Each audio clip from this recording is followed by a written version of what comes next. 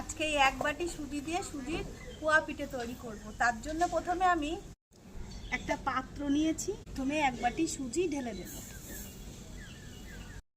সুজির ব্যাটার বানানোর জন্য প্রয়োজন মতো দুধ ঢেলে দেব। আর দেবো ময়দা গুঁড়ো, মিষ্টি স্বাদের জন্য দিয়ে দেব চিনি, এবার দেবো 1 চিমটি লবণ। এবার সব কিছু একসাথে ভালো করে মিশিয়ে নেব।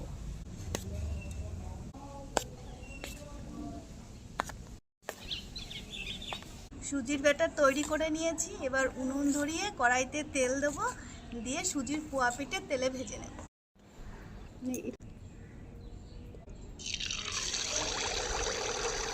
সুজির এই পোয়া পিঠেগুলো দেওয়ার সঙ্গে সঙ্গে তেলে যেন ফুলে উঠেছে। এক পিঠ হয়ে গেছে, অন্য পিঠ উল্টে দেবো। এইভাবে লাল সাদা করে ভেজে নেব। একটা ভাজা হয়ে গেছে, এবার তুলে নেব।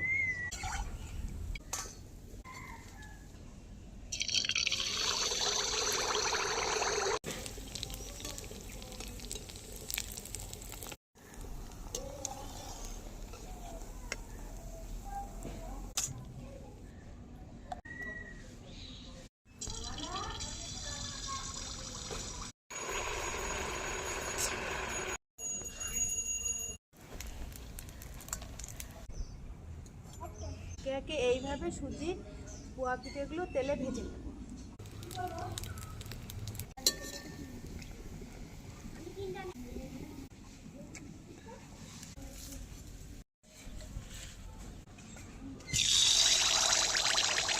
এইভাবে লাল সাদা করে সুজির পোয়া পিঠেগুলো তেলে ভেজে নিয়েছি। আর একটাই কড়াইতে ছিল, ভাজা হয়ে গেছে, এবার তুলে নেব। লাল সাদা করে ভাজা সুজির এই পোয়া পিঠে একদম সফট আর খেতেও খুব সুস্বাদু। এক বাটি সুজি দিয়ে 1 ঝুড়ি সুজির পোয়া পিঠে তেলে ভেজে নিয়েছি। এবার সবাইকে খেতে দিয়ে দেব সুজির এই পোয়া পিঠেগুলো।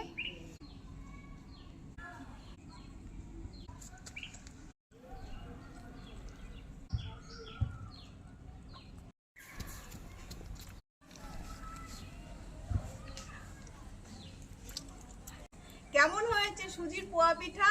দারুণ হয়েছে। দারুণ হয়েছে।